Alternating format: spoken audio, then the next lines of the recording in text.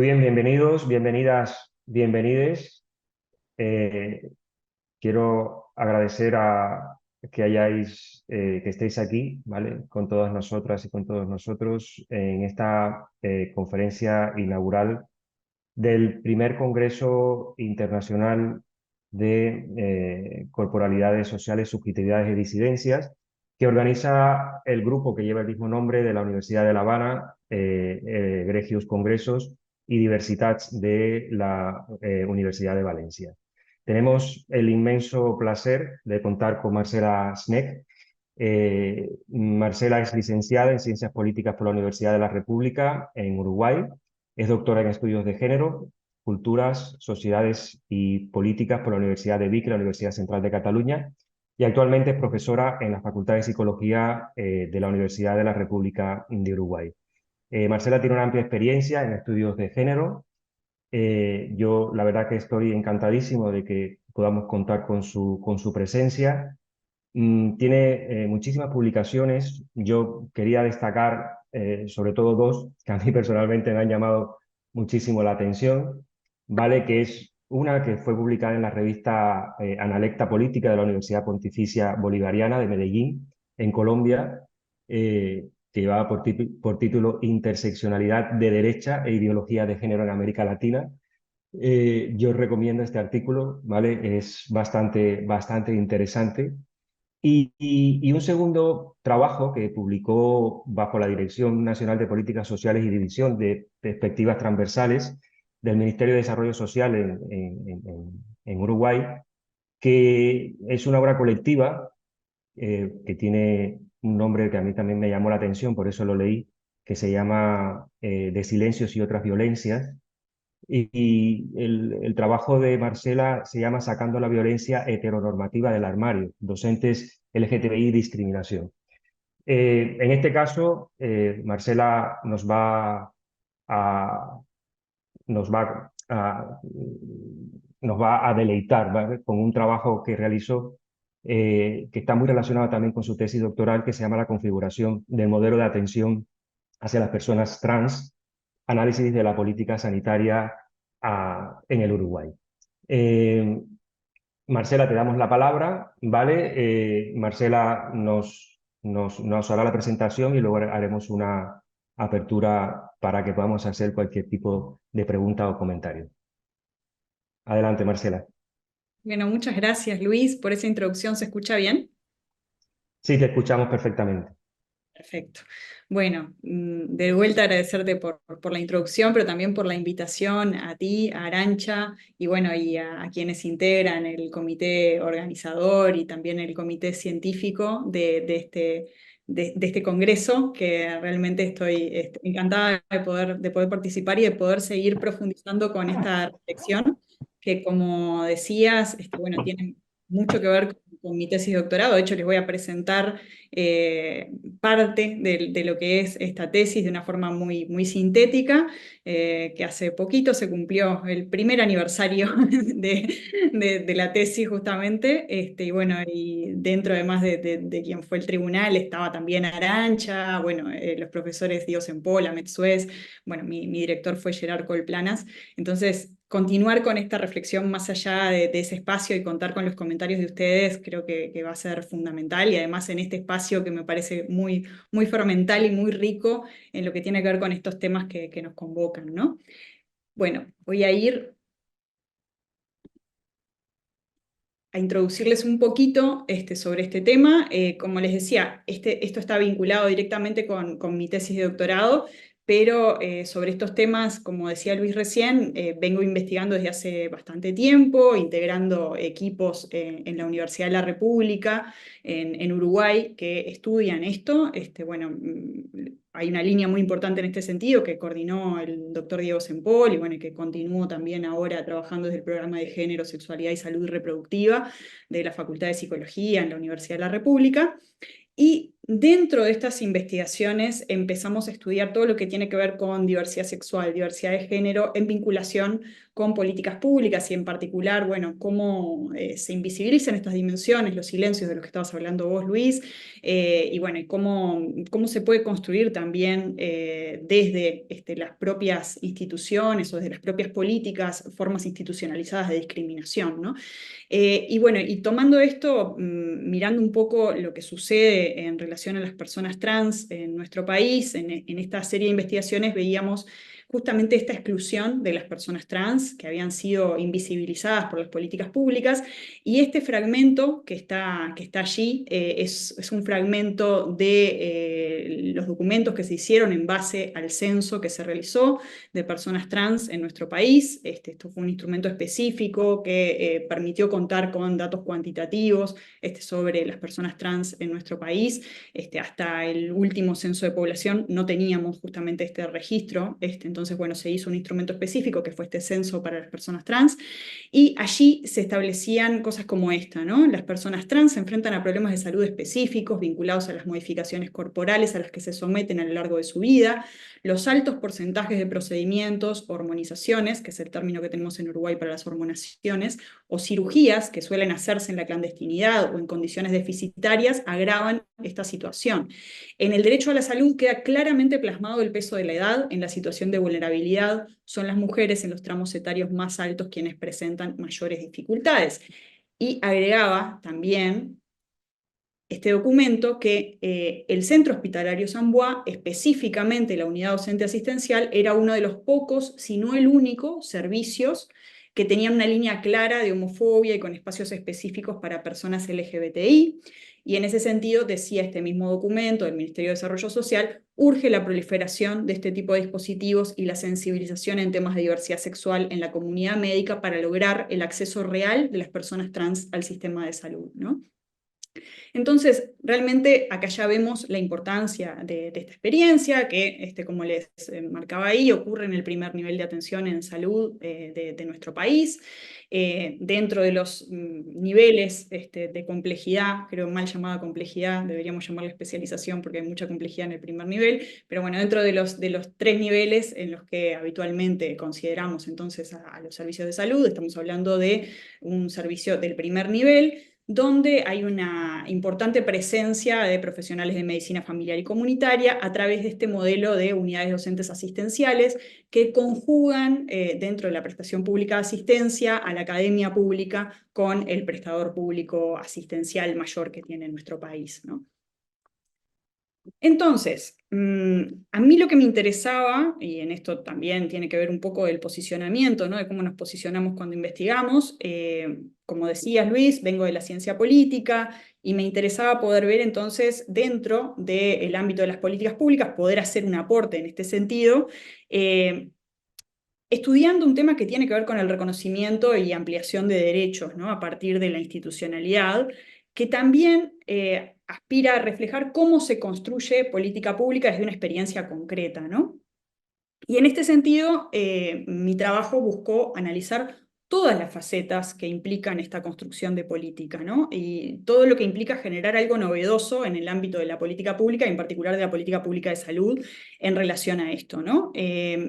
Estudiando además un área poco explorada, que es justamente poner la mirada en lo que ocurre cuando quienes operan directamente con una política de salud son quienes generan ese diseño, ¿no? Que por lo general se los estudia como ejecutores, ¿no? De la política de salud, y no se los ve en este rol, o no se les ve en este rol de generadores de diseño. Entonces, muy rápidamente, si bien el estudio que yo hice es un estudio de caso que abarca desde 2014 hasta 2021, acá tenemos esta línea de hitos que va hasta el 2019, porque es hasta ese momento, digamos, que se producen los hitos más importantes en relación a esta experiencia. Y muy rápidamente entonces, acá tenemos en el 2014, inicia esta experiencia de atención a las personas trans en esta unidad docente asistencial de este hospital de Montevideo, de la capital del país, de San Bois, a través de lo que se relata como una experiencia fortuita de atención, donde se amplía, digamos, la accesibilidad general del servicio, y a partir de esta ampliación de esta accesibilidad general del servicio, ocurre que asiste al servicio a una persona trans. Y a partir de allí, entonces, se empieza a cuestionar todo el universal, ¿no? O sea, no estamos hablando de una experiencia específica para un dispositivo específico para atender a las personas trans o a la diversidad sexual y de género, sino que es un dispositivo que está cuestionando todo el universal en relación a cómo se construye el acceso a la salud en nuestro país, ¿no? Entonces, a partir de esa experiencia concreta de esa persona que asiste a esta UDA, entonces se empieza a cuestionar, digamos, que todo ese universal en salud, ¿no? Y a partir de esa experiencia, entonces, se empiezan a generar protocolos, por ejemplo, se empiezan a generar dispositivos específicos. Se empieza entonces a pensar entonces en esto en el 2015 ya pensar en el prestador público y en la hormonización, ¿no? En la hormonación en el prestador público. Después se empieza a pensar en esta descentralización, ¿no? De la experiencia, cómo se extiende al interior del país, todo lo que tiene que ver con los tratamientos de hormonación, ¿no? Que bueno, hasta ese momento estaban como muy centralizados en la unidad docente asistencial. Y todo esto va teniendo en 2017 también cómo va escalando, ¿no? Y cómo entonces va generando esto de que la urbanización también se empiece a pensar a nivel del Ministerio de Salud Pública, ¿no? Que es nuestro ente rector en políticas de salud, ¿no? Se define una guía clínica para la hormonización como pauta nacional. Y además en este año también es un año bisagra porque se presenta el proyecto, el anteproyecto de ley para las personas trans, ¿no? Que en su articulado contempla específicamente también artículos que tienen que ver con el derecho a la salud, que están pensados en espejo a esta experiencia que había ocurrido en esta unidad docente asistencial, ¿no? Posteriormente, en 2018, después de un extenso debate, se aprueba esta ley, el Parlamento la sanciona, y también en 2018 tenemos el Plan Nacional de Diversidad Sexual, donde también se incorporan elementos que tienen que ver con el derecho a la salud, que también reflejan esta experiencia de la UDA, ¿no? En 2019 hay un intento de realizar un referéndum contra la ley trans que fracasa porque no logra concitar los apoyos necesarios, ¿no? Y en 2019 finalmente entonces se establece el decreto para la ley integral, ¿no? Se reglamenta este decreto desde el Poder Ejecutivo. En esto de desde dónde nos paramos y desde dónde hablamos, me parece importante tomar a nivel de lo teórico, pero también a nivel de nuestro posicionamiento político epistemológico, esto que dice Camila Sosa Villalda en un libro de Marlene Guayar, dice, todo lo que definieron a nosotras no nos alcanza, ¿no? ¿Desde dónde nos paramos entonces para hablar de esto que es una foto de una realidad en movimiento? Y creo que acá es importante hablar de que, si bien yo dije, bueno, estoy hablando desde la ciencia política, también estoy hablando de un tema que se vincula con la identidad de género, siendo yo una persona que no se define como trans, ¿no? Entonces, en ese sentido, no aspiro a suplantar en ninguna voz en ese sentido, ¿no? Y me pareció muy importante retomar también desde lo teórico los aportes que muchas veces se han hecho en el plano de la oralidad o en un plano que no se ha calificado, digamos, como académico, ¿no? Y en ese sentido, también retomar toda esta discusión sobre la terminología, ¿no? ¿Por qué hablo de lo trans? Y hablo de lo trans en este sentido, ¿no? Cuando estamos hablando de esta terminología que hace referencia a las personas cuya identidad de género no se corresponde con el sexo que les fue asignado al nacer, tenemos entonces algo que es profuso, que varía ampliamente en función de los distintos contextos de enunciación, y muchas veces se ha considerado a lo trans como un concepto paraguas que tiene diferentes formas, ¿no? Diferentes formas de acercarnos a la identidad de las personas que no se identifican con este sexo que les fue asignado al nacer, ¿no? Eh, Esto de lo trans alude a una heterogeneidad de respuestas, justamente de las personas que se alejan de un punto de partida que no fue elegido, que fue socialmente impuesto, en lo que tiene que ver con la vivencia de su identidad. Pero de vuelta, es una construcción en tensión, ¿no? Hay autores que utilizan, por ejemplo, el término trans con asterisco de un modo que yo comparto conceptualmente, pero sin embargo utilicé el término trans de esta forma para dialogar también con el contexto de enunciación en el que se da esta discusión en Uruguay, ¿no?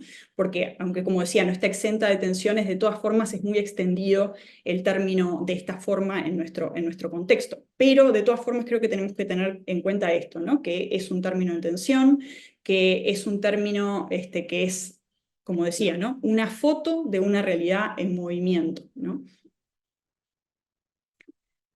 Y otro gran marco conceptual con el que trabajo es el de las propias políticas públicas, ¿no? Y en este sentido, bueno, dentro de las políticas públicas, tomamos justamente a la política como una respuesta a un problema que se define como público, ¿no? Y en este sentido, bueno, afecta a un determinado grupo, tiene determinadas medidas, ¿no? Que van a tomarse de parte de autoridades públicas. Y las políticas de salud, en particular, cómo las tomé desde un lugar que se plantea como universal, garantista de derechos, ¿no? Lo que también implica repensar los términos clásicos de las políticas, ¿no? Como por ejemplo lo que tiene que ver con cobertura, acceso, equidad, integralidad de los sistemas de salud, e interpelar estas dimensiones desde la perspectiva de diversidad sexual y de género en la política de salud. Creo que en ese sentido los principios de Yogyakarta son una hoja de ruta muy interesante para pensar esto, ¿no? Y también dentro de lo que tiene que ver con lo teórico, considerar el rol de las ideas, de las representaciones, de los actores en las políticas de salud como un elemento relevante que nos explica el cambio en la política, ¿no? Todo lo que tiene que ver con la noción de marco interpretativo, por ejemplo, de los propios actores, ¿no?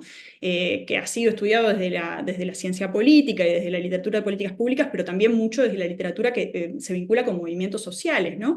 Esto de considerar que el problema ese al que hacía alusión, ¿no? Cuando hablaba de los problemas que resuelven o que buscan resolver las políticas públicas, es un problema mediado por una interpretación, ¿no? Y en este sentido también es bien interesante considerar lo que les comentaba al principio, ¿no? El considerar esto desde abajo hacia arriba, que a veces, incluso en la literatura más clásica sobre políticas públicas, cuando vemos, por ejemplo, el modelo teórico del ciclo de las políticas públicas, se tiende a tener un sesgo de pensar de una forma de abajo hacia arriba, ¿no?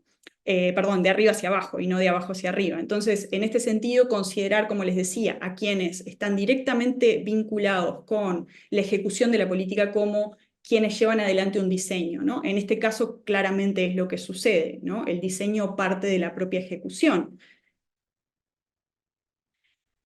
Y otro elemento importante a problematizar tiene que ver con la patologización, ¿no? Y en ese sentido tomo esto de Suez, de pensar a la patologización como una conceptualización de características corporales, identidades, prácticas, hábitos, gestos, personas o grupos de personas como enfermas o anómalas, que puede abarcar tanto orientación sexual como características sexuales y diversidad corporal, ¿no? Entonces, en ese sentido, poder comprender esta corporalización de la identidad en la definición que se le da desde las instituciones, pero también desde la propia capacidad de agencia, ¿no? Que subvierte, resiste, desestabiliza estas trayectorias marcadas problemáticamente desde la externalidad, tomando lo que dicen Grau Muñoz y Gómez Nicolau, ¿no?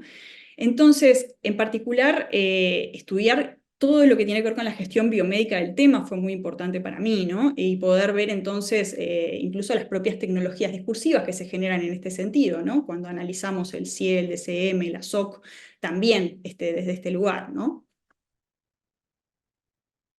Y básicamente entonces la gran pregunta que está guiando esta investigación fue cuáles fueron las características de este modelo de atención en salud hacia las personas trans que se buscó instaurar desde esta experiencia de la UBA de San Juan en Uruguay y cómo se planteó su incorporación en las políticas públicas. Como ven, es una pregunta que tiene un alto grado de complejidad y bueno, y para eso entonces el paradigma que consideré más adecuado para darle respuesta fue el cualitativo. En particular es un estudio de caso, un tipo de estudio de caso único, donde coincide justamente mi objeto con la unidad de análisis, ¿no? Que es la experiencia de atención en salud a personas trans que se desarrolla desde esta unidad docente asistencial del Hospital San Juan. Entonces, para eso tuve un análisis de fuentes secundarias y primarias, ¿no? Generación de datos, pero también análisis de fuentes secundarias, como les decía, que fue bastante extenso, justamente porque quería cubrir todos estos elementos que están vinculados con el ciclo de las políticas públicas, que van desde cómo se genera o cómo se instaura esta visión sobre el problema público y sus marcos interpretativos, a cómo se genera posteriormente, bueno, la ejecución, intervención, ¿no? Entonces, en ese sentido, para ver cómo se había ido instalando el tema en la agenda, hizo un análisis de prensa que abarcó 2 medios exhaustivamente durante todo el periodo, ¿no? Desde el 2014 hasta el 2021, 2 medios de prensa de circulación nacional en nuestro país, en Uruguay, con visiones que fueron seleccionadas justamente por un criterio teórico. Uno tenía una visión más progresista sobre este tema, otro una visión más conservadora. Entonces, bueno, tomé todas las noticias que habían publicado sobre este tema en el periodo, fueron unas 705 noticias. También realicé un análisis audiovisual, ¿no? de material que se había emitido, no solo por parte de medios de comunicación tradicionales, sino también de las propias organizaciones, ¿no? Tuve 92 registros en ese sentido, y realicé un análisis documental bastante extenso de toda la discusión parlamentaria vinculada con la ley integral para personas trans. Esto incluyó los plenarios de las distintas cámaras, pero también las comisiones en las que fueron citadas personas expertas, y también la normativa, las guías, los protocolos, las leyes, también incluyendo, incluso las propias normativas y documentos de las instituciones educativas, ¿no? No solo a nivel nacional. También realicé entrevistas semiestructuradas, parte de lo que tiene que ver con lo que les comentaba antes, de que esto sea un trabajo, sí, puntual, basado en mi tesis de doctorado, pero que haya tenido, digamos que, antecedentes importantes en el trabajo que veníamos realizando desde la Universidad de la República, me permitió tomar contacto con este caso desde el inicio, ¿no? Entonces, en ese sentido, contaba con visiones de los propios actores involucrados con el caso, desde que se había generado la experiencia. Entonces, durante diferentes momentos del tiempo, o sea, mientras estaba generando la experiencia, mientras iba consolidando, y una vez consolidada, pude acceder a entrevistas que muy generosamente me dieron las personas que estaban participando de esta experiencia de la UDA, y realicé 10 entrevistas entonces semiestructuradas, donde fui viendo las diferentes dimensiones vinculadas a esto.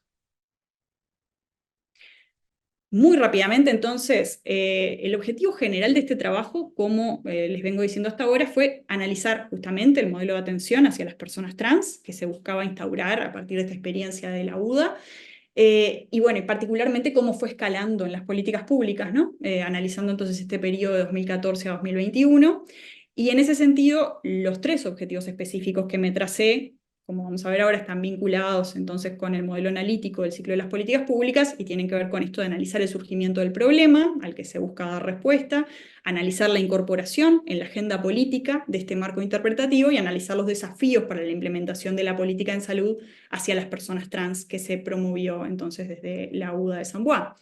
Como les decía entonces, cada uno de estos objetivos está vinculado con el ciclo de las políticas, y tenemos entonces el primero más vinculado con el surgimiento del problema, el segundo más vinculado con el escalamiento, ¿no? Cómo se va incorporando entonces en la agenda política esta experiencia, y por otra parte ya el tercero más vinculado con la implementación concreta y los desafíos post discusión de la ley integral para personas trans.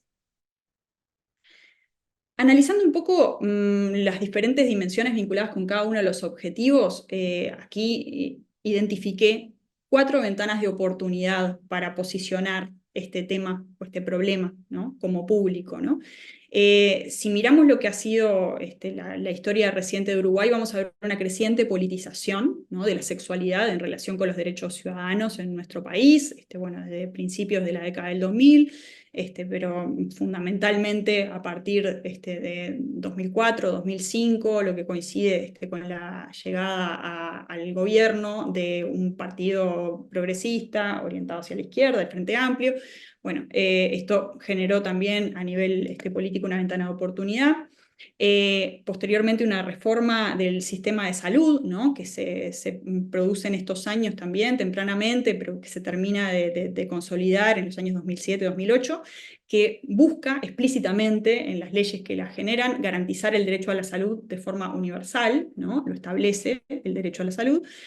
Y también, vinculado con esto, poco tiempo después, una reforma del plan de estudios de la Facultad de Medicina de la Universidad de la República, que bueno, es la principal universidad del país, es una universidad pública, que institucionaliza además a la medicina familiar y comunitaria dentro de la estructura académica, y como les comentaba antes, precisamente la medicina familiar y comunitaria es la disciplina que está más vinculada con este desarrollo de la UDA, ¿no? Y en particular también, bueno, la propia creación de estas unidades docentes asistenciales, ¿no? Que estamos hablando, sí, de asistencia, estamos hablando de asistencia en el primer nivel de atención, pero también estamos hablando de que se producen allí las funciones que tiene la propia Universidad de la República, ¿no? Estamos combinando la asistencia con las funciones de la universidad pública en nuestro país, que tienen que ver entonces con docencia, extensión, investigación, ¿no? Entonces, en este espacio articula la Universidad de la República con el sector público asistencial. En esto de la caracterización objetiva del problema, que era otra de las dimensiones que me trazaba dentro de este primer objetivo, de cómo se fue configurando el problema, objetiva entre muchas comillas, ¿no? No me alcanzan las comillas para ponerle objetiva, pero con esto buscaba representar rápidamente que estamos hablando entonces de un problema que estaba siendo cuantificado, que estaba siendo visibilizado a través de diferentes investigaciones, ¿no? En particular, bueno, dentro, digamos, de lo que estaba comentando al principio sobre cómo se analizaban estas invisibilizaciones en relación a la diversidad sexual y de género en nuestro país, la vulneración de derechos de la población trans empieza a ser un elemento que está muy presente en diversas investigaciones que se realizan en el periodo, ¿no? Y en particular la situación específica en relación a la salud de la población trans, ¿no? Que hay varias investigaciones, como les decía, que empiezan a sintetizar este problema, empiezan a dar datos concretos sobre esta situación, y en particular lo que les mencionaba al principio, ¿no? El censo que se realizó a las personas trans, que además tomaba muchas de las dimensiones que ya estaban presentes en estos estudios más de corte cualitativo previos, empieza a darle datos duros, también entre comillas, a esta situación. También dentro de este objetivo estudié los marcos rivales, ¿no? Como decía antes, ¿no? Estamos hablando de que el problema es esta realidad objetiva, entre muchas comillas, mediada por este marco interpretativo. Entonces, en ese sentido, ¿cuáles eran los marcos rivales que había en ese momento frente a la experiencia de la UBA de San Juan, ¿no? Y principalmente identifiqué dos, ¿no? El modelo patologizador hacia la población trans, ¿no? En donde se actuaba bajo este diagnóstico de disforia de género, que incluso también comienza a desarrollarse muy tempranamente desde la parte asistencial pública, ¿no? Con anterioridad a los cambios que estaba analizando antes, pero que también fue concomitante, ¿no? Con la experiencia. O sea, no quiere decir que una vez que llegó la experiencia de la UDA quedó atrás todo lo anterior, sino que incluso convivieron en un momento, ¿no? En el sector público de asistencia y en la academia también, ¿no? Y también este modelo que se focalizaba en la atención al riesgo de la población trans, ¿no? Que también se llevaba adelante desde el sector público asistencial. Entonces, ¿cómo sería o cómo dialogaría o cómo sería este marco interpretativo de los actores de la UDA frente a esta situación? Bueno, sin duda que no nació de la nada, ¿no? Que había antecedentes, incluso había antecedentes de experiencias, como por ejemplo, bueno, centros de salud libres de homofobia, ¿no? Que se llevaron adelante con anterioridad, ¿no? Hay antecedentes en este sentido, entonces, desde un marco de derechos como el que se plantea la UDA. Pero es bien interesante cómo se plantea aquí este énfasis en la integralidad de la atención en salud, ¿no? Asociado justamente a la visión de la medicina familiar y comunitaria, y este énfasis muy fuerte desde los diferentes actores vinculados con la experiencia en el abordaje despatologizador, ¿no?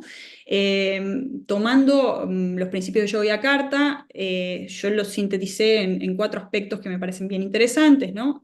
Uno es el énfasis en alcanzar una atención no discriminatoria, también la existencia de un consentimiento informado como base para la atención, ¿no? Y el desarrollo de dispositivos que se centran en la experiencia de la persona usuaria.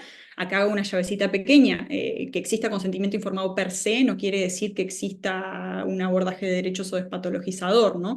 Pero esto en relación a todo lo anterior y al contexto en el que se da la experiencia, incluso a los cambios más amplios en el propio sistema de salud, ¿no? Que por ejemplo, a partir de la reforma que les comentaba de 2007, empieza a hablar de personas usuarias y no de pacientes, lo cual también es un cambio semántico importante, y no solo semántico, sino también en la propia gestión, ¿no? de la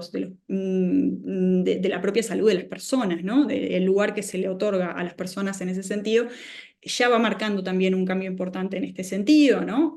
Bueno, incluso todo lo que tiene que ver con otro elemento como la existencia de mecanismos de capacitación y formación desde un marco de derechos, ¿no? Hacia las personas que participan de la experiencia, hacia el personal vinculado directamente a nivel profesional, y considerar la identidad trans como una expresión más de la identidad de género, ¿no? Dejar de considerarla como un trastorno, el pensar entonces en lo que tiene que ver con las profesionales de salud mental como quienes acompañan y no como quienes son puerta de entrada, ¿no? Me voy a ir rápidamente al segundo objetivo, que tiene que ver con la incorporación de este marco interpretativo en la agenda sectorial. Bueno, justamente pensando entonces en este abordaje desde abajo hacia arriba, y el pensar a la UDA como este espacio generador de política, no simplemente como un espacio que lo ejecuta.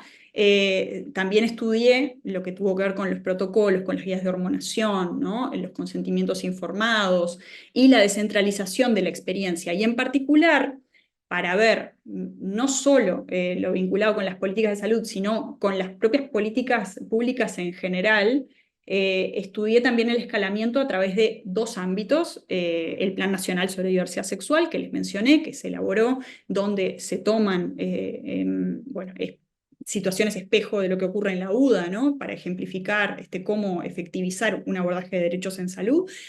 Pero en particular la ley integral para personas trans fue un elemento muy importante, ¿no? La discusión que se da allí a nivel parlamentario, el lugar que tienen los actores de la UDA en este sentido, fue muy, muy importante y está en consonancia entonces con este abordaje de derechos, pero también de considerar una ampliación en términos de igualdad, ¿no? En nuestro país, por cómo se conforma, digamos, que la cultura ciudadana, hay a nivel subjetivo, una penalización fuerte frente a lo que se entiende como una desigualdad injusta, ¿no? Y el plantear desde este lugar la situación fue algo que ayudó no solo en el ámbito, digamos, de los derechos en salud, sino de los derechos en general de las personas trans en nuestro país. Dentro de los elementos facilitadores y obstáculos, bueno, acá me interesaba entonces ver los desafíos de la implementación y bueno, y en ese sentido ver qué era lo que ocurría, ¿no? En relación a lo que se podía concebir como cierres de ciertas ventanas de oportunidad política que se habían dado.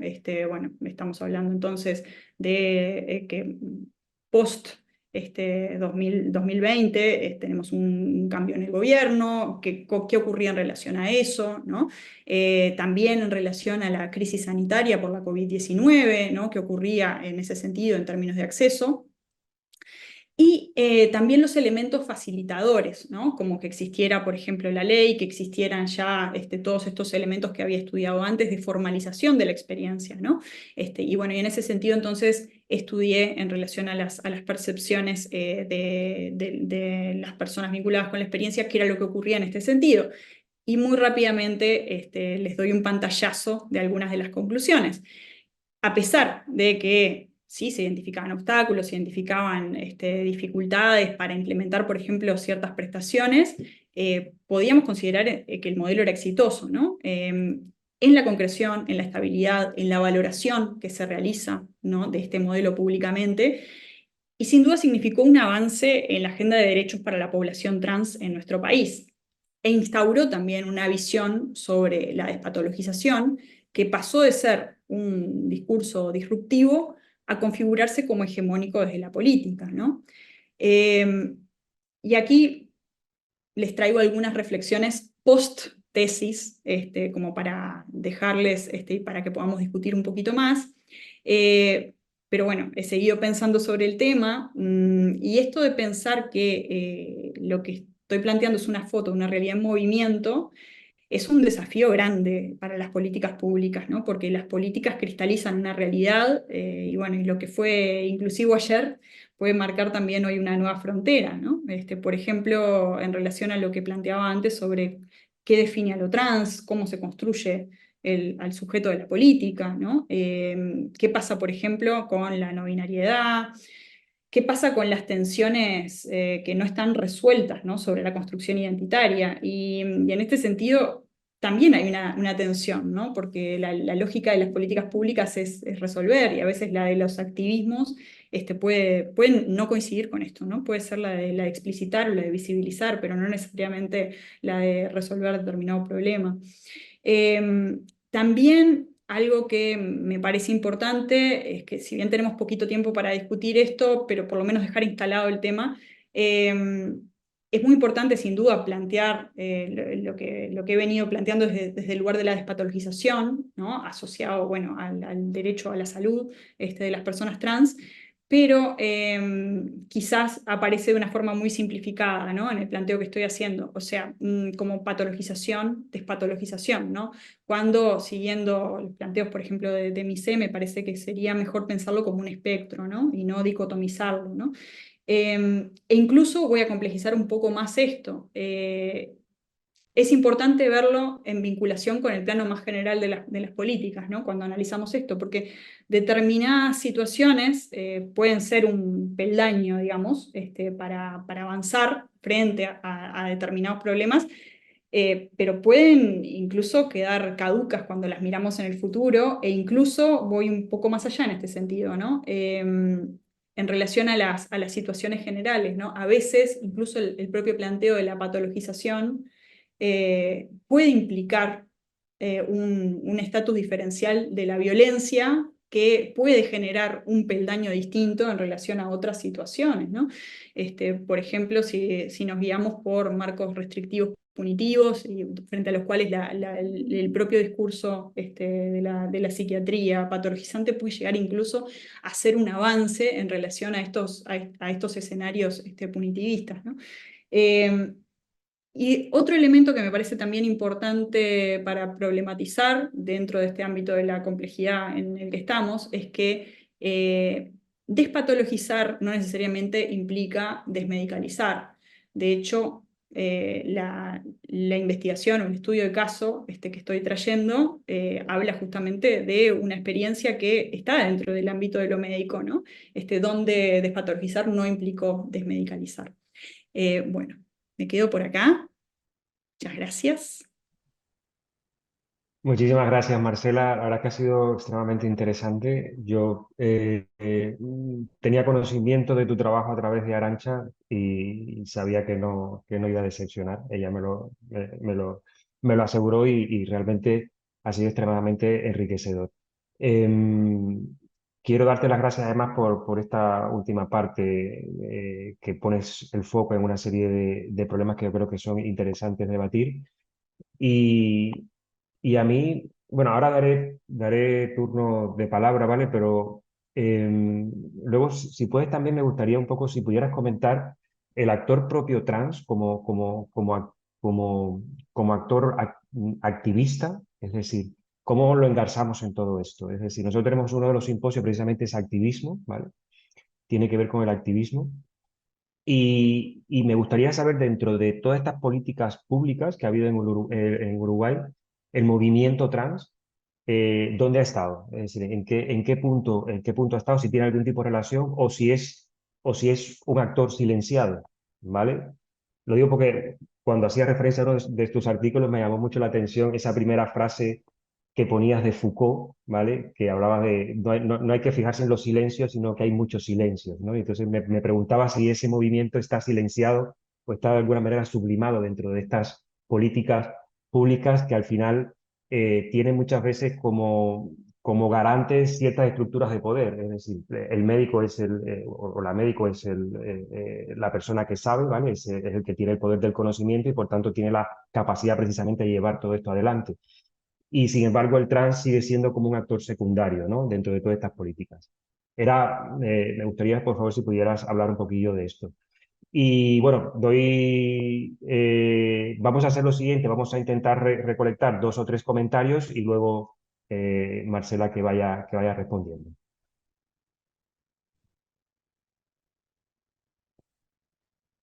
Venga, animaros. Hola, Pues ¿Puede hablar? sí, sí, claro, Sergio. Vale, No, Javier, Javier. Samsung. A ver, Samsung. voy a ver si esto funciona en condiciones. Bueno, lo siento, estoy en la calle porque tengo una reunión ahora a las 7 y no he podido hacerlo de otra manera. Sí, Muchas gracias por la ponencia, la verdad es que ha sido súper interesante y, bueno, sobre todo se agradece, ¿no? Que sigan los estudios sobre estas disidencias, que además es como gracioso, ¿no? Que muchas veces está el poder de lo cuantitativo y de que cuanta más población pertenece a algo más importante es, y luego de repente te das cuenta que una sola persona, todo lo que ha llegado a crear. O sea, un cambio radical a un sistema establecido muy tradicional y que esto se haya dado me parece una maravilla. Y bueno, muchas gracias por estudiarlo. Yo le quería preguntar a la ponente si conoces en Cataluña, en España, un servicio que se llama Transit, que creo que hace un poco lo mismo. Yo es que tuve la suerte bueno, casi colaboré con ellos, al final no fue adelante, pero claro, era muy interesante porque lo que querían era investigar si cómo estaba funcionando, si estaba dando servicio a las personas trans como debía. Eso por un lado, y por segundo, ¿cómo crees que va esto a seguir adelante? Va a mejorar? ¿Va a aumentar? ¿Qué va a pasar con los servicios de salud de Uruguay después de este caso? Y muchas gracias. gracias.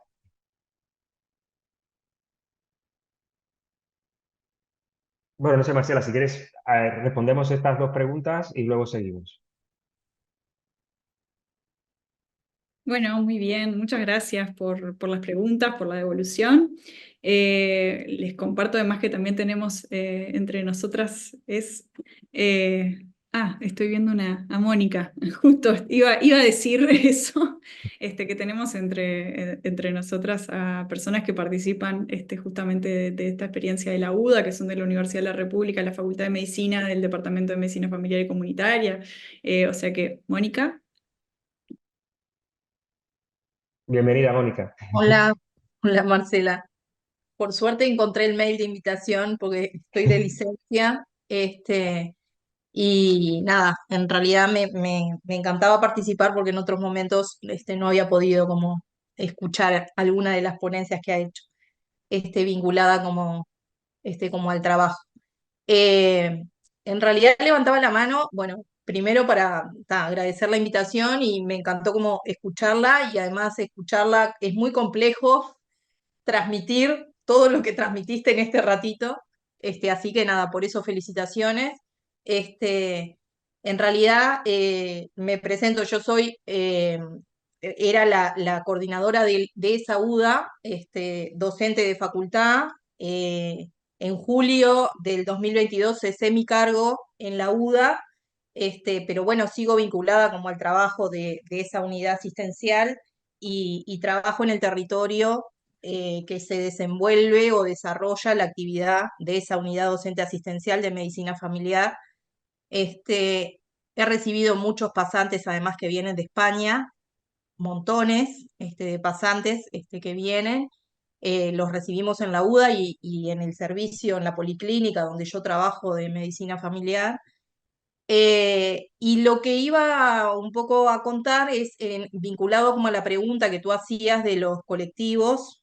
En realidad nosotros cuando iniciamos con esto, eh, tuvimos como una gran sorpresa y que mucha gente nos transmitía, y es que muchos de los quienes consultaban eran trans masculinos que generalmente estaban muy invisibilizados, y que no se acercaban a los servicios de salud. Y bueno, ese fue como una de las cosas que al inicio nos sorprendió, que fueron como llegando y sumándose, y teníamos como un gran número de usuarios trans masculinos, a diferencia de lo que pasaba como en otros servicios. Siempre son como más visibles, o eran más visibles las trans femeninas.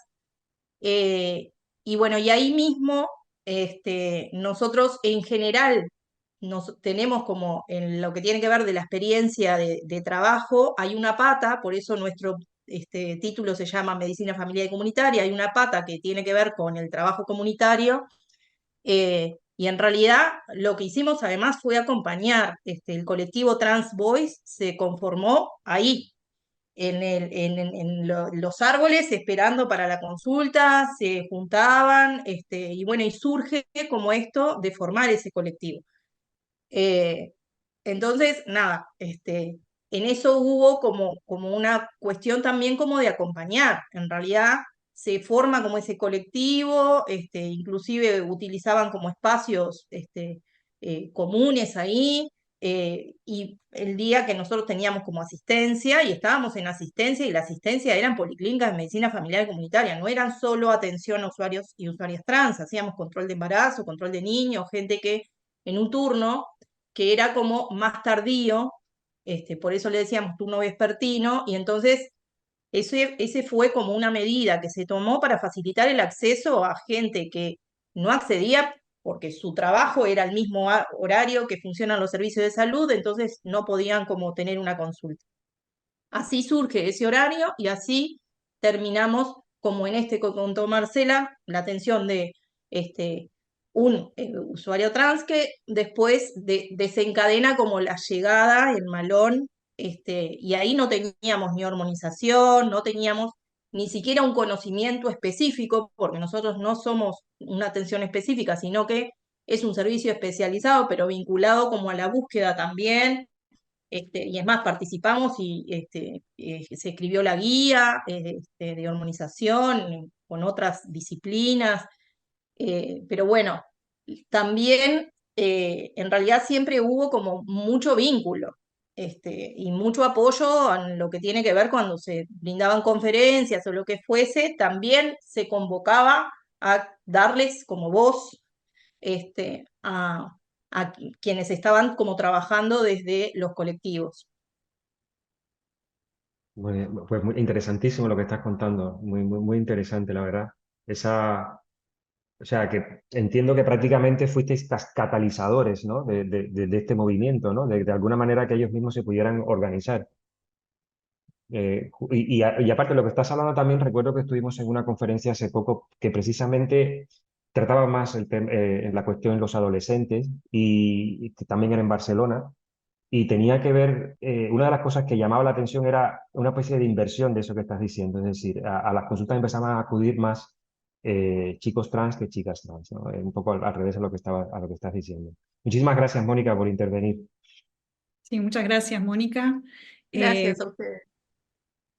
Y voy a hacer también una pequeña intervención en este sentido, más desde el enfoque de la tesis, ¿no? Que lo mencioné muy rápidamente, pero bueno, cuando les comentaba un poco cómo pensé el marco teórico, también incorporé estas preocupaciones, ¿no? Y en particular incorporé dentro del marco de análisis visiones que vienen desde los activismos también en Uruguay.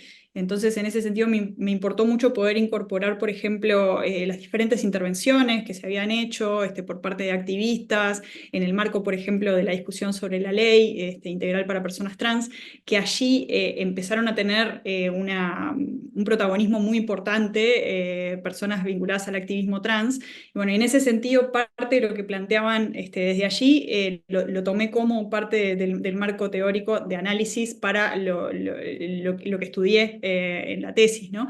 Que justamente tenía que ver con esta preocupación de reconocer debidamente los aportes, también a nivel teórico y también desde la academia, ¿no? Que creo que a veces podemos llegar a generar determinadas cosas que pueden incluso, de forma no intencional, pero incluso reproducir una violencia a nivel epistémico, ¿no? Entonces, en ese sentido, me importaba mucho poder reflejar adecuadamente eso. Y en ese sentido es un poco distinto el foco, porque si bien es una tesis sobre políticas públicas, que a nivel de lo que tiene que ver con las políticas públicas en sí, tiene un marco muy tradicional de cómo se consideran las políticas públicas, cómo se analizan, etc.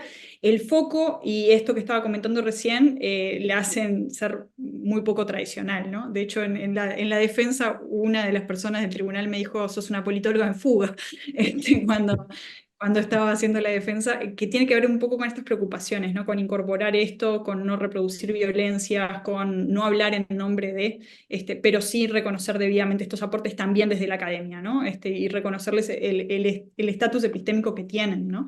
Y en ese sentido también estudiar estos temas de esta forma es un poco distinto a lo que se suele hacer, porque yo tomo estos aportes desde los activismos y desde el activismo trans, y mi objeto de estudio terminan siendo las personas ejecutoras de la política y no las personas Claro. usuarias en sí, ¿no? Sí, Entonces, bueno, es un poco un giro en ese sentido también, ¿no?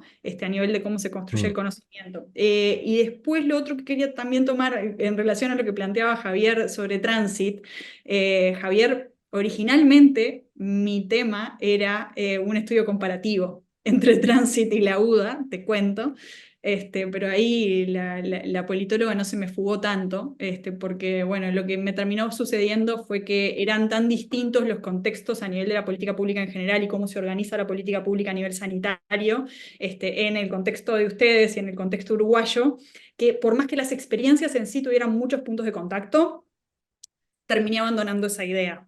Pero incluso llegué a hacer entrevistas exploratorias y todo pensando un poco en hacer esa comparación. Además, si nos quedáramos solo en el nivel micro y en el nivel micro de la experiencia y de considerar a las personas involucradas y los liderazgos, que es otro elemento que también estaría bueno considerar, ¿no?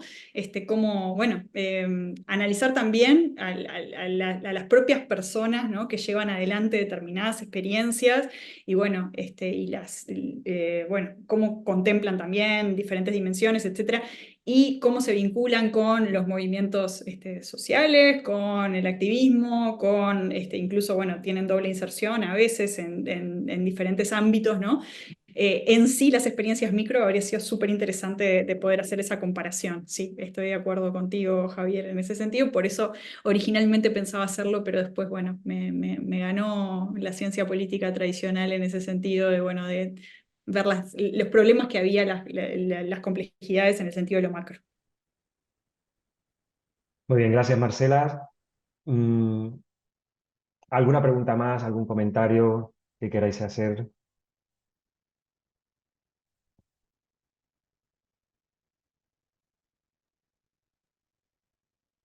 Y Bueno, sí, ¿alguien quiere me hablar? animo yo, me animo yo. Venga, venga, Ina, adelante. No, Marcela, bueno, antes que nada agradecerte la presentación porque la verdad es que es, bueno, es un caso que ibas contando y iba diciendo, hostia, qué interesante esta cuestión. Y un poco al hilo ahora de lo que acabas de comentar, ¿no? De cómo se genera el conocimiento médico, ¿no? Y a sabiendas que, bueno, pues de partida tiene esa reproducción no solo de violencias, incluso de desigualdades, ¿no? Incluso, bueno, pues lo siento si hay personal médico, ¿no? Pero desde la sociología crítica hablamos un poco de cómo reproducen estas desigualdades, ¿no? Me gustaría un poco preguntarte, o sea, sé que está Mónica también, que a lo mejor también le apetece colaborar en la respuesta, pero que nos hablarais un poquito de ese proceso, porque esto, claro, o sea, implica un cambio epistemológico completamente, desde cómo se enfoca esta política inicial, aunque no sea específica de lo trans, a entender toda esta cuestión, ¿no? Esto implica un giro conceptual y por lo tanto un cambio, un giro también en la política. Si nos podríais contar un poquito cosas más específicas de este personal sanitario que está involucrado en este proceso y cómo de alguna manera se va gestando este proceso, bueno, ¿no? De autorreflexionarse, porque al final es autorreflexionarte en tu propio trabajo y en tu forma de entender este público.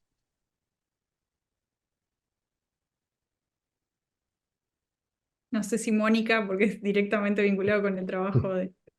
Capaz que, no sé, intento como responder un poco de la experiencia de lo que nos pasó. En realidad, yo soy médica, me formo en la Facultad de Medicina, eh, pero también nos pasa, capaz que algo parecido a lo que le dice Marcela, que se está fugando ahí, pero también nos pasa que dice, bueno, sos psicóloga, sos socióloga, ¿no? Porque hay como un espectro, este, que en realidad creo que durante la carrera en sí que yo me formé, no era el plan nuevo y estaba bastante faltante era bien como la formación intrahospitalaria y entonces cuando salíamos no teníamos una formación para trabajar en ningún lugar en el primer nivel, o sea, los problemas más prevalentes, sabíamos todo, por eso sabemos como mucho de medicina, dice la gente, pero sabemos poco de resolutividad, que es de las cosas principales que tenemos que tener. Y también de que lo complejo está ahí y la complejidad la aprendimos en la cancha, sin duda, con los problemas más diversos y complejos, y según el momento que estés, es la complejidad que va a tener, porque con cada situación que te encuentres hay otras cosas externas vinculadas a lo que está pasando en ese momento a nivel social, político, no sé, familiar, bueno, las diferentes cosas.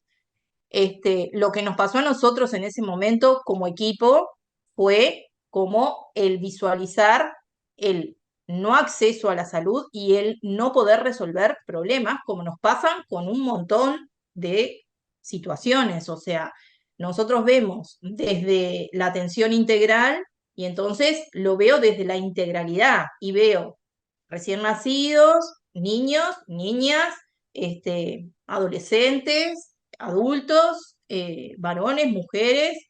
eh, en realidad tenemos como la atención a lo largo de la vida, independientemente, hago cuidados paliativos, atención a la salud en los distintos problemas que tenga y después tengo que tener como una conexión o valorar cuando ingresan como otros especialistas. Y tratar de tener como esa conexión con las otras disciplinas para poder acompañar en los problemas específicos que surjan. Yo qué sé, si tiene que hacerse una cirugía cardíaca, obviamente que no lo voy a hacer. Ahora, sin duda que allí voy a estar como siempre, porque después vuelve a su casa, porque antes hay muchas cosas que surgen o lo que fuese. En esta situación específica, lo que nos pasó fue que llega la población trans con un montón de realidades que identificamos que eran como barreras de acceso permanente.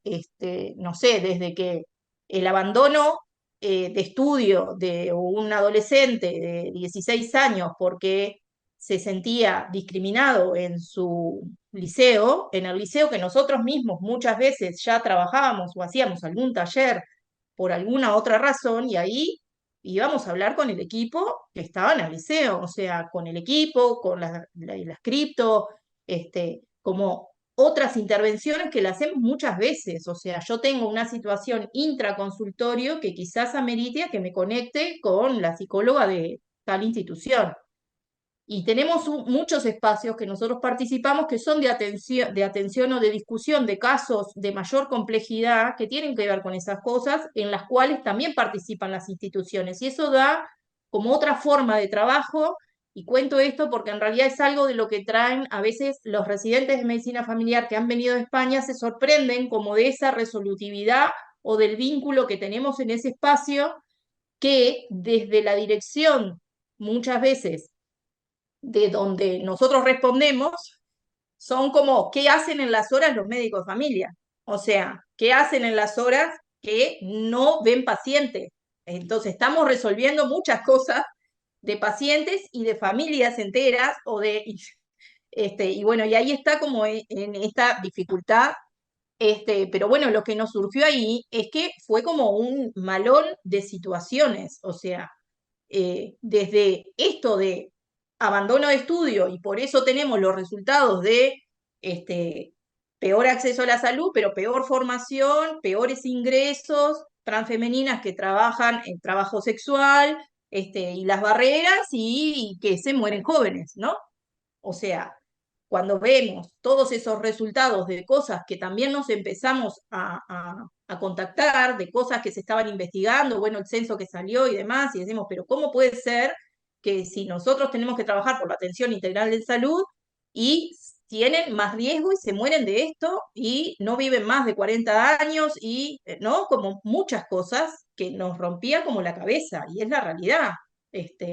Entonces, desde allí fue que empezamos a también nos traían la realidad de qué eran las cosas que hacían para lograr la imagen Entonces, toda la atención o los lugares donde consultaban y la inyección de silicona de avión y esto, y después nosotros ahí infecciones, o teníamos un paciente que tenía una sífilis, enfermedad de transmisión sexual, y no podíamos administrarle inyectable común, la penicilina, ibas a dar el inyectable y no la podías inyectar. Entonces, todo fue como la cantidad de personas que se acercan, fue como triplicado las situaciones que íbamos al cuartito médico a decir, nos pasa esto. Y ahí volvé y administrarlo en el muslo, en la pierna, o sea, como de resolutividad de cosas que tienen que ver exclusivamente con capaz que lo médico o lo de vinculado más a lo que la gente cree de salud no médica, pero nada, haciéndonos como una carga emocional también y de necesidad de decir, nosotros como equipo tenemos que trabajar en esto, porque no están accediendo, porque tienen miles de situaciones de complejidad, porque seguimos en la rosca, ¿no? Si no hacemos la intervención y decir, bueno, desde el lugar en que nosotros, y ahí fue que nosotros no habían hormonas ni de tratamiento, pero en realidad la primera resolución fue, acá la historia se le pone el nombre que dice el paciente que tiene, ¿no? Y en eso de capacitar y de realmente salir a capacitar equipos, que fue lo que después empezó a hacer un poco como Lauda, pero primero era nosotros. O sea, nosotros equipo de decir, bueno, quien está en ventanilla, no le importa si pide hora para o si te da una cédula que dice Jorge y te dice que se llama Luisa. O sea, en realidad era lo primero que sentían como de calidez, eran como la cuestión del respeto, y eso fue lo que empezaron a transmitir. O sea, te atienden bien. Y eso fue lo único que empezó a salir, como el te atienden bien, y entonces en vez de uno, a la otra policlínica habían 10, traje a 10 más, y se pasaban como y así fue como que terminó en eso. Pero la realidad es que eso fue que movimos también como fichas de decir, bueno, nosotros, si pensamos en las dificultades que surgen y de más capaz que específicas de endocrinología, y empezamos a buscar guías y cosas, y no había, en el mundo no había cosas claras, no había como mucha información, no había como mucha cosa para leer real, no había evidencia de un montón de cosas, entonces ahí surge como en esto de decir, bueno, empecemos a elaborar nosotros y también tratar de conectar y conseguir eso de los recursos de nosotros al inicio empezamos a trabajar y a través de ese convenio que habló Marcela, que es de la universidad y de ACE, que es el servicio público, conseguimos que unas horas que tenía un endocrinólogo en un servicio, nos dieran como unas horas para que él participara en el equipo nuestro. Entonces, nada, eso era. Nosotros no teníamos un recurso de endocrinología, pero también lo que hicimos fue mucho tiempo trabajar en conjunto, porque también él creció con nosotros en esto de empezar a buscar, de ver, de discutir, los discutíamos todos, como decir, bueno, el uso de esta medicación o esta, por qué efectos secundarios puede tener, o sea, fue como de mucho crecimiento conjunto, todo el equipo, y bueno, y quienes pasaban por el equipo, porque también pasaban docentes que eran de otras UDAs en otro momento también, como para facilitar el acceso en otros lugares, que eso fue un poco lo que terminó trabajando como después la UDA también de decir, bueno, tenemos como la responsabilidad también de capacitar y además de que se iban a hacer como instancias en los distintos lugares, se recibían como pasantes que eran de los propios residentes de medicina familiar y comunitaria que estaban en formación y además docentes también que estaban trabajando en otras UBAs. Pero bueno, no sé si respondí como algo de eso, pero bueno, es algo como del proceso que se dio como todo al inicio, ¿no? Gracias, Mónica. Marcela, no sé si quieres decir algo más. Capaz que hago una reflexión final. Bueno, de vuelta agradecerles por los comentarios, porque bueno, esto siempre hace seguir pensando, ¿no? Es como una tarea declaradamente inacabada e incompleta en la que estamos, pero no por eso menos estimulante, al contrario. Y bueno, y creo que cuando estamos analizando este tipo de cosas en el ámbito de la salud, no es cualquier ámbito, ¿no? Es un ámbito que muchas veces ha sostenido situaciones, bueno, ha institucionalizado situaciones vinculadas justamente a la discriminación en el ámbito de las políticas públicas. Es un ámbito que puede ser generador de cambios muy importantes, pero también mantener ciertas situaciones de desigualdad. Entonces, empezar a cuestionar este tipo de cosas o seguir cuestionando este tipo de cosas es súper importante y súper necesario, ¿no? Y bueno, y que se haya dado, por ejemplo, una experiencia de estas características post reforma del sistema de salud, post esta ventana de oportunidad que decíamos, ¿no? Que en nuestro país explicitó que las personas tienen derecho a la salud, que es también una forma de pensar lo que tiene que ver con el acceso a la salud, que no es habitual, ¿no? En todos los contextos, ¿no? Pero justamente se plantea desde ese lugar de la universalidad, y 10 años después de eso, y post experiencia de la Boda de San Bois, bueno, tenemos una ley que dice en artículos específicos, las personas trans también tienen ese derecho, ¿no? Entonces, ¿qué pasa con ese universal que se construye desde las políticas, incluso desde las políticas que pretendidamente se piensan como universales desde un punto de vista de derechos, ¿no? Creo que es algo a pensar y a seguir reflexionando en esto de cómo las políticas, bueno, tienen necesidad también de cristalizar determinadas situaciones, ¿no? Y generan subjetividades y sujetos, ¿no? Y bueno, y en este sentido también de vuelta recordar la complejidad en la que estamos, ¿no? Y cómo determinadas situaciones marcan avances, y cuando las miremos en el futuro quizás veamos que tenemos que seguir avanzando en eso, ¿no? Entonces, bueno, dejo quizás por acá la reflexión, y les agradezco muchísimo por este espacio. Muchísimas gracias a ti, Marcela. La verdad que ha sido extremadamente interesante. Yo creo que este tipo de estudios, además, que sistematizan determinados procesos, ¿no? que ocurren en la historia, y sobre todo en lo que es la historia del conocimiento, en este caso en la historia de las políticas públicas, son extremadamente interesantes. Y si a eso además le sumas, ¿no? Que es lo que has hecho tú, una reflexión crítica, que no es una narración, ¿vale? Sino que es un una puesta en cuestionamiento constante de ese proceso, yo creo que el resultado es lo que hemos tenido hoy, ¿no? Que es una presentación, es una investigación extremadamente fascinante. Muchísimas gracias a todas las personas que habéis acudido hoy aquí. Los que estáis viendo esta presentación ya en diferido, pues también agradeceros. Y animaros además a que veáis el resto de ponencias del Congreso, que os garantizo, ¿vale? Que hay algunas que son extremadamente interesantes, todas son muy interesantes, pero algunas son extremadamente interesantes. Muchísimas gracias, y una vez más, Marcela, enhorabuena por toda tu investigación y por todo tu trabajo.